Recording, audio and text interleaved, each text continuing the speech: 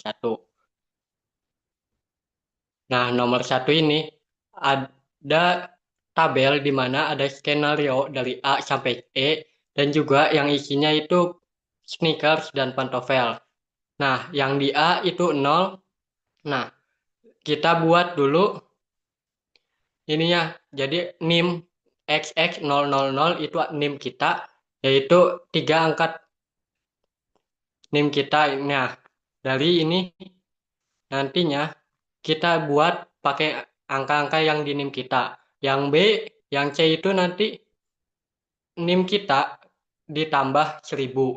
Nah, yang D itu NIM kita ditambah 3000, yang E NIM ditambah 4500. Lanjutnya ke yang pantofel, di bagian yang A itu NIM kita, itu 3 angka terakhir NIM kita. Nah, yang B itu nanti 3 angka terakhir itu ditambah 1000, selanjutnya yang C ditambah 2000 dan yang E ditambah 3000. Nah, kita langsung aja ke soal nomor satu jawabannya.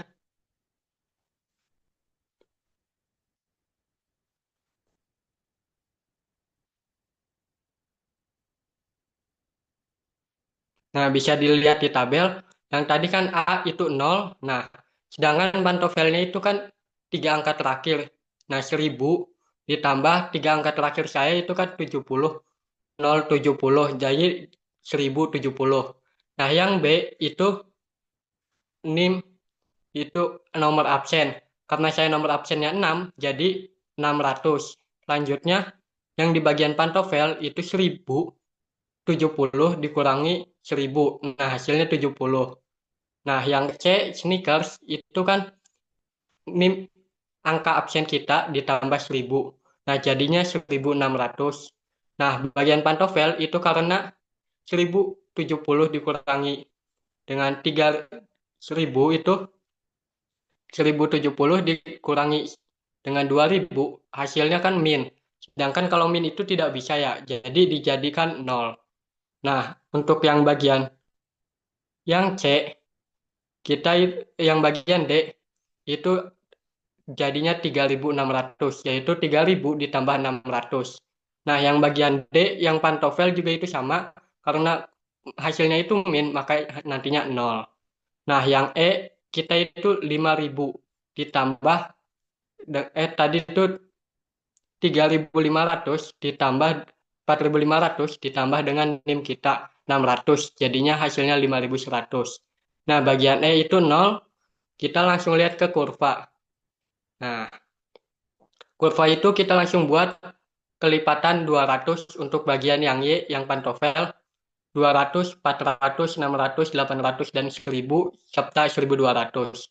Nah, yang bagian X atau yang bagian sneakers, itu kita buat kelipatannya itu 1000. Yaitu 1000, 2000, 3000, 4000, 5000, dan 6000.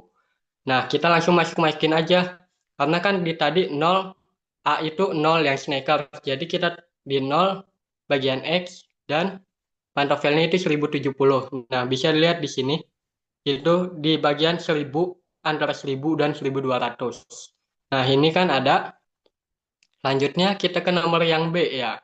Karena yang sneakernya 600, kita lihat yang di bawah 600 di antara 1000 dan 0 nantinya. Dan yang bagian pantofelnya itu 70. Nah, di situ 0 dan 200. Langsung kita tulis B. Nah, yang C itu sneakersnya itu 1600. Kita langsung buat di antara 1000 dan 2000. Nah, sedangkan untuk bagian pantofelnya itu 0. Nah, di situ ya. Lanjut yang ke D itu 3600. Kita buat kolomnya di antara 3000 dan 4000. Dan yang bagian pantofel itu karena 0 jadi sama yang seperti yang C. Lanjut ke yang E yaitu 5100 dan 0. Nah, langsung buat di tabelnya. Nah, kita lanjut next ke yang B. Di pertanyaannya itu industri sepatu Republik Saranjana mendapatkan robot yang dilengkapi dengan AI. Nah, jadinya kapasitas produksi meningkat. Jelaskan dampaknya terhadap kurva. Nah, jadi jawabannya ini, karena industrinya mendapatkan robot AI, maka kapasitas produksinya itu meningkat. Nah, maka kurva PPC ini akan bergeser, karena produksinya itu lebih banyak. Nah, kita lanjut ke nomor 2. Dari berita yang satu itu, yang kolom, kita lihat itu membahas mengenai ekspor yang naik, ya. Maka ini akan menimbulkan komponen AD atau aggregate demand yang naik. Nah, maka ini akan bergeser ke kanan. Jadinya biaya ekspornya itu kan naik ya. Nah, nanti titik seimbangnya itu akan berada di titik C, yaitu di QE dan P. Next, kita ke nomor 2. Nah, itu berita itu membahas kan mengenai tarif listrik yang tidak naik. Maka ini akan menekan biaya produksi dan diartikan sebagai kurva AS atau aggregate supply akan tetap. Nah, nanti keseimbangannya itu akan berada di sekitar yang E. Yang ketiga, kita bisa lihat dari link itu, berita itu membahas mengenai rupiah yang sedang melemah. Nah, nanti biaya produksinya tentu akan naik ya. Dan kurva agregat supply akan bergeser ke kiri, di mana Q-nya akan turun atau Q itu output. Nah, sedangkan P atau harga itu akan naik. Nah, lalu kita ke nomor keempat.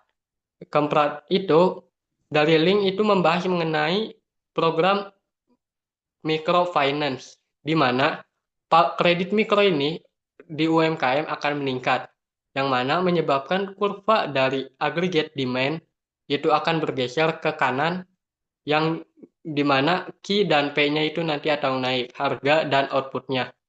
Nah, yang kelima itu kan membahas mengenai subsidi motor listrik, di mana dari subsidi motor listrik ini akan menurunkan harga jual, dan nantinya kurva aggregate demand-nya itu akan turun, ataupun AS-nya itu akan naik. Nah, jadi Q-nya juga akan naik atau outputnya. Lanjut ke nomor 6, itu membahas mengenai tuntutan UMP 15%, yang mana biaya produksinya nanti itu akan meningkat. Dan kurva agregat supply itu akan bergeser dari ke kiri. Nah, nantinya Q akan turun outputnya. Dan harganya itu akan naik. Next, kita ke nomor 7, itu membahas mengenai BLT kemiskinan ekstrim, yang dimana menyebabkan transfer tunai itu akan meningkat daya beli. Dampaknya, ini akan masyarakat bawah dan daya beli masyarakat bawah. Nah, nantinya kurva agregat supply, Q atau output, dan harga akan naik. Nah, lanjut ke nomor 3, kita bisa lihat di nomor 3 itu jenis kebijakan apa yang dilakukan oleh pemerintah Desa Wonoyo. Nah, bisa dilihat dari teksnya aja itu sudah diberitahu pemerintah Desa Wonoyo melaksanakan program pembagian bantuan langsung tunai BLT. Nah, jadi itu yang bisa dilakukan dengan kebijakannya. Nah, yang kedua, dampaknya. Dampak dari kebijakan tersebut terhadap kesetimbangan makroekonomi. Dampaknya itu, nanti kurva permintaan tentu akan naik, kurva permintaan agregat. Nah, nantinya itu akan bergeser ke kanan. Nah, yang mana akan menyebabkan output atau Q dan harga P itu akan meningkat, yang mana mendorong pertumbuhan ekonomi. Kita next, itu kan tadi soal atau UTS yang dari angkatan 23. Nah, ini dapat UTS 2024 yang bagian soalnya dari Pak Edo ya. Nah, nomor satu itu berikut adalah data output Indonesia, output WNI Indonesia. Nah, di sini itu 5.000 ditambah NIM, itu nanti diambil 3 angka terakhir kita aja. Lalu ada output WNA di Indonesia, nanti 1.000 dikali nomor absen. Lalu yang ini output WNI di luar negeri, di mana 500 ditambah NIM, 3 angka terakhir NIM. Lalu hitung GDP dan GNP-nya. Nah, kita langsung jawab aja ya. Nomor satu itu WNI di Indonesia. Jadi 5.000 ditambah 36 angka terakhir saya itu 107. Jadi 5.107. Selanjutnya, WNA di Indonesia. Jadi WNA di Indonesia ini 1.000 dikali nomor absen. Karena nomor absen saya 6, jadi 5.000 dikali 6. Hasilnya 6.000. Next, WNI di luar negeri. Jadi 500 ditambah NIM. Jadi 500 ditambah 107. Hasilnya 607. Nah, cara perhitungan GDP itu WNI di Indonesia ditambah WNA di luar Indonesia. Jadi yang 5.107 ditambah dengan 6.000 yang hasilnya 11.107. Dan selanjutnya ke GNP. GNP itu rumusnya WNI di Indonesia ditambah WNI di luar negeri. Jadi WNI di Indonesia itu kan 5.107 ditambah WNI di luar negeri 607 hasilnya 5.714. Nah, lanjut ke nomor 2 yaitu soalnya suatu negara memiliki komponen pendapatan sebagai berikut. Nah, ada fungsi konsumsi yaitu C min 150 plus 0,5 Y. Lalu investasi 13 angka NPM. Jadi lalu pengeluaran pemerintah G sama dengan 100 ditambah nomor aksen. Yang ini ekspor atau X 100 ditambah 3 angka NPM terakhir. Lalu impor M50 ditambah nomor absen. Nah, kita buat dulu itunya. Jadi C itu 150 plus 0,5 Y. Yang I itu kan 100 ditambah 100 ditambah NPM. Oh, 107 itu 3 angka NPM terakhir kita. Nah, yang G itu 106 dari mana? Dari 100 ditambah nomor absen kita. Nah, untuk yang X itu 100 ditambah 3 NPM terakhir kita, jadi 100 ditambah 107. Hasilnya 207. Dan M itu 50 ditambah nomor absen, jadi 56. Kita langsung ke pertanyaannya, kan itu disuruh nyari pendapatan 2 sektor, 3 sektor, dan 4 sektor dari negara tersebut. Nah, kita langsung ke yang pendapatan 2 sektornya aja. Yaitu rumusnya Y sama dengan C plus I. Jadi nantinya langsung buat ke bawah Y sama dengan C itu 150 ditambah 0,5 Y ditambah 107. Nah, karena 150 tambah 0,5 Y mungkin tidak bisa, kita tambahin dulu yang bisanya. Jadi 150 ditambah 107. Hasilnya itu 257. Nah, nanti 0,5 Y itu pindah ruas jadi ke kiri. Jadi 0,5 Y sama dengan 257. Nah, Y-nya itu 257 dibagi 0,5. Hasilnya itu 514. Nah, lanjut ke pendapatan 3 sektor. Pendapatan 3 sektor itu sama rumusnya seperti 2 sektor, cuma ditambah G. Jadi Y sama dengan I plus G. Jadi Y itu 150 ditambah 0,5 Y ditambah I itu 107 dan G 106. Nah, kita tambahin lagi kayak tadi 150 ditambah 107 ditambah 106. Hasilnya 363 dan 0,5 Y itu sama pindah ruas. Nah, nantinya 363 dibagi 0,5 Y sama dengan 726. Nah, lanjut ke pendapatan 4 sektor. Nah, 4 sektor ini nanti Y sama dengan C plus I plus G plus X min M.